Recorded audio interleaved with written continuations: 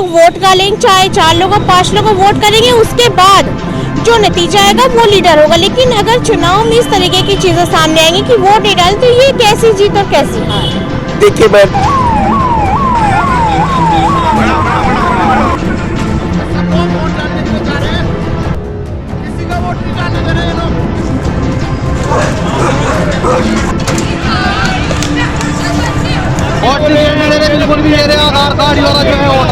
Police वालों ने मना कर दिया, मोटरसाइकिल लेकर वापस चला जाते वोट से नहीं, वोट से जीतना चाहती है। यहाँ तो आप जो आपने आपके सामने वीडियो आया, आपने देखा कि यहाँ दरोगा जो है नंगी पिस्तौल लहरा रहे हैं। आप ये बंदूक लहरा करके आप आम लोगों में भय पैदा कर रहे हैं कि आप वोट मत डालो, आप बूथ के नजदीक मत आओ। अगर बूथ के नजदीक आओगे तो तुम्हारे खिलाफ कार्रवाई होगी। ये स्थिति है। इस तरह ये सरकार जो 7 सीट जीती है उसका यही प्रारूप है। और यही दहलीज पर जो ये 7 सीट पाए हैं, मैं आपके चैनल पर फिर कह रहा हूं, इनको सीट मुबारक हो, इनकी जीत इनको मुबारक हो। लेकिन स्मरण रहे कि राजा आप हैं, लोकतंत्र का अस्थाई आप राजा नहीं। ये जनता अगर जिस ताज से आपको नवाजी है, ये जनता वही जनता आपसे ताज खींच लेगी। आज जब ताज खींचेगी, जब आप नीचे सड़क पर खड़ा होंगे तो आपको पता चलेगा कि आपने गलती कहाँ की, आपने सही कहाँ की। A to Z वॉइस, जनगण की आवाज।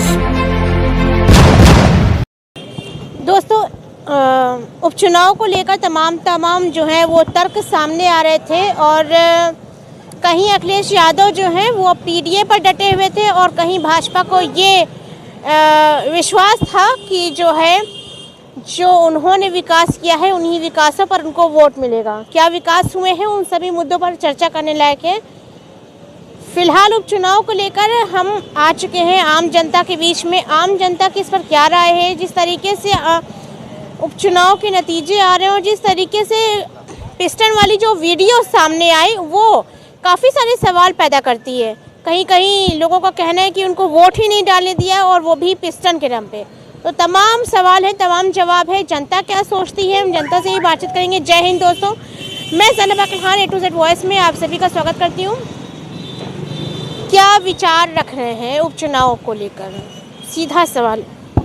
तमाम वीडियोस भी सामने आई, तमाम सवाल है, तमाम जवाब है। आप क्या सोच रहे हैं? देखिए, बिल्कुल ये गंभीर सवाल है कि लोकतंत्र का जिस तरह दमन किया गया है, आम जनता को अपने मत देने से वंचित किया गया है, प्रशासन द्वारा आम जनता का उत्पीड़न कराया गया है, विरोधियों के खिलाफ पुलिस का जो अवैध रूप से कार्रवाई की गई है। हम समझते हैं कि किसी भी दृष्टिकोण से डेमोक्रेसी का जो सिस्टम है उसको फॉलो करने में, उस सिस्टम को ब्लैकमेल करने में, उस सिस्टम के साथ सरकार ने जो विश्वासघात किया है, कि विश्वासघात का प्रारूप ये रहा कि देख रही हैं उपचुनाव के साथ तमाम जगह जनरल चुनाव भी विधानसभाओं में हुआ। विधानसभा का जो स्थिति महाराष्ट्र से लेकर के जो है झारखंड तक, और झारखंड से लेकर के वायनाड तक सारा जगह चुनाव हुआ।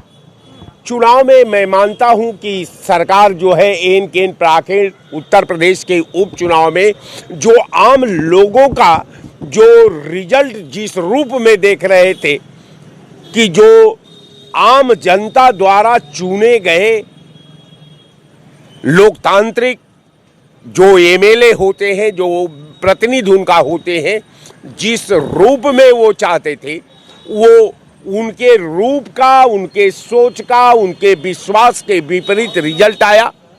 कारण ये था कि यहाँ विधानसभा वार जो है सरकार ने बूथ वाइज जो है समीक्षा करा लिया था, जहां उसको ये समझ में आया कि साहब ये सरकार का जो वोट है यहाँ सरकार को नहीं मिलने वाला है।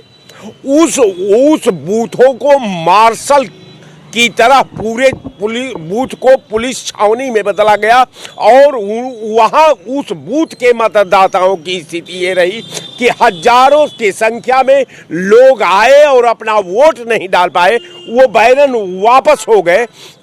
5 बजे के बाद अनाउंस सरकार कराती है कि जो वोट नहीं दिया है वोट आकर डाल सकता है। अब सवाल उठता है कि अगर आप चुनाव करा रहे थे, आज जब जनता उस बूथ पर गई, आप जो है गलत ढंग से जो आपने प्रोफार्मा तैयार किया था, जिसमें आपने डाटा जनता के पटल पर रखा था, आपने उसको फॉलो नहीं किया। आपने अलग से एक सिस्टम बनाया और कहा कि नहीं साहब, आपका जो आप बतावें कि आम लोग जब पुलिस चेक करने लगेगी, औरतों का अगर घूंघट उठाकर देखने लगेगी, तो मैं नहीं समझता कि कोई भी महिला जो है वोट करने को तैयार होगी। बैरन वो मत देने वाला वोट नहीं दिया, वो अपने घर को वापस चला गया। अब चुनाव जीत गए, आप नहीं चुनाव जीते, आपका सिस्टम ने चुनाव जीता। आपको जनता ने वोट नहीं दिया।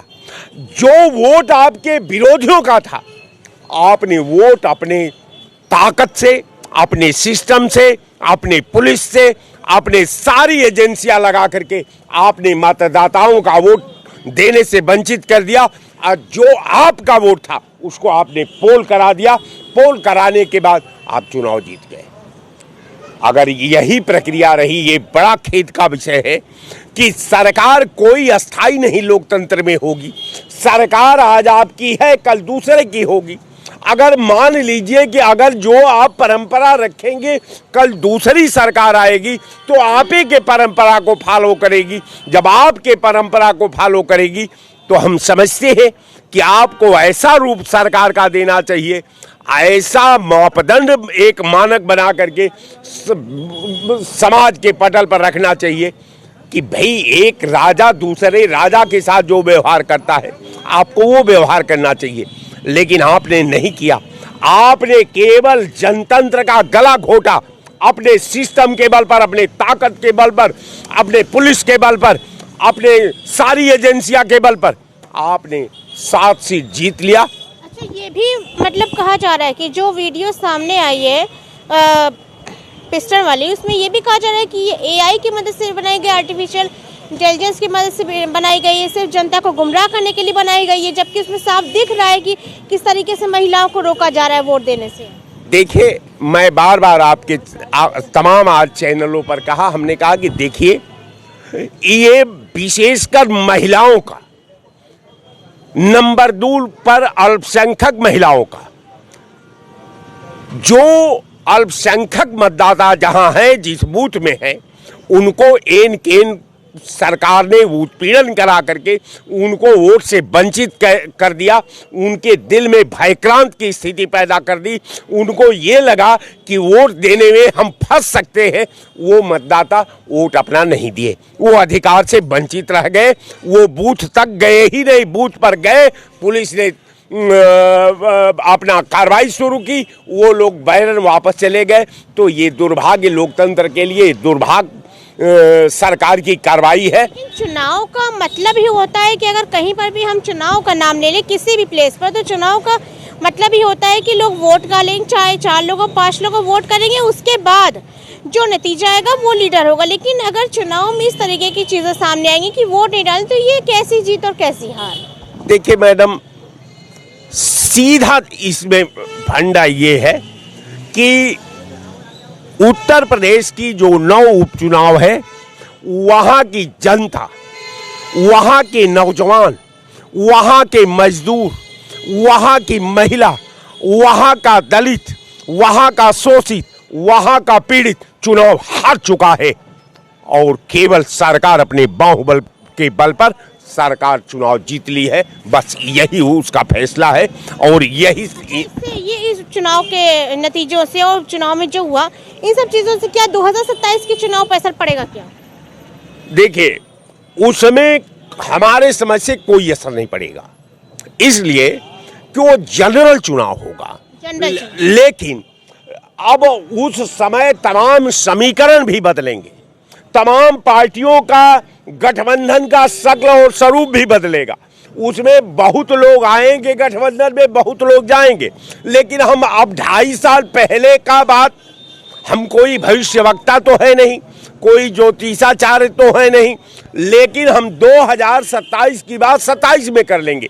लेकिन सवाल आज 2024 का है कि 24 में जो उपचुनाव हुए हैं, जो 24 में महाराष्ट्र में चुनाव हुआ, झारखंड में चुनाव हुआ, वायनाड में चुनाव हुआ, राजस्थान में भी चुनाव हुआ, जहां ये सारी सीटों का आप देखेंगी तो आपको ये लगेगा कि सरकार का एकमात्र उद्देश्य जो है केवल विधानसभाओं का, लोकसभाओं का जिस अस्त्र लगा करके जीतना था तो जीत ली सरकार।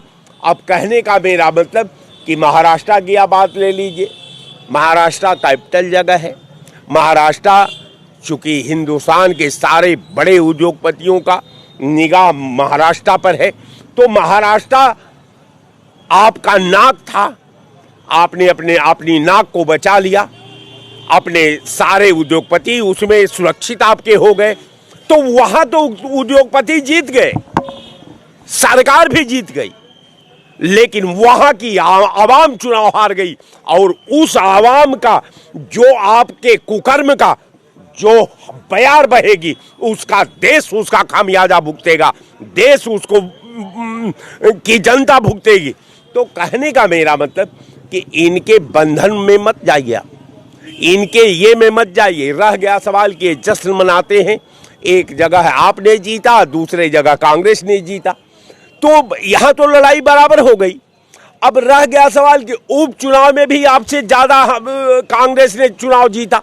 अब रह गया सवाल कि भाई उत्तर प्रदेश में, तो उत्तर प्रदेश में हमने इंडिया गठबंधन अखिलेश जी को समर्थन किया था, अखिलेश जी की पूरी तैयारी थी, जनता भी जानती थी कि भाजपा को हराना है, लेकिन हम आपके सिस्टम के सामने, आपके बंदूक के सामने, यहाँ तो आप जो आपने आपके सामने वीडियो आया, आपने देखा कि यहाँ दरोगा जो है नंगी पिस्तौल लहरा रहे हैं।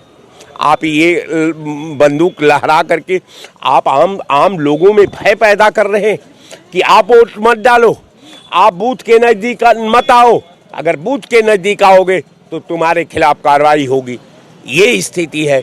इस तरह ये सरकार जो 7 सीट जीती है उसका यही प्रारूप है, और यही दहलीज पर जो ये 7 सीट पाए हैं, मैं आपके चैनल पर फिर कह रहा हूं कि इनको सीट मुबारक हो, इनकी जीत इनको मुबारक हो, लेकिन स्मरण रहे कि राजा आप हैं लोकतंत्र का, अस्थाई आप राजा नहीं है।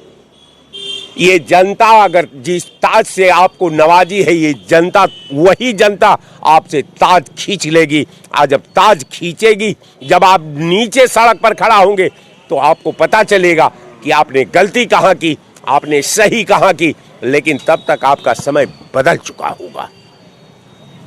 चलिए देखिए, राय साहब हमारे साथ मौजूद थे जिन्होंने तमाम मुद्दों पर रोशनी डाली है। उपचुनाव को लेकर काफ़ी सवाल और काफ़ी जवाब है। फिलहाल अभी वक्त इतनी इजाज़त नहीं देता है किसको आगे कंटिन्यू किया जाए। आपकी जो राय है, आप इनकी बातों से कितना सहमत है, हमें कमेंट बॉक्स में ज़रूर बताइएगा। तब तक देते रहिए A to Z voice, Jangarh की आवाज़। जय हिंद।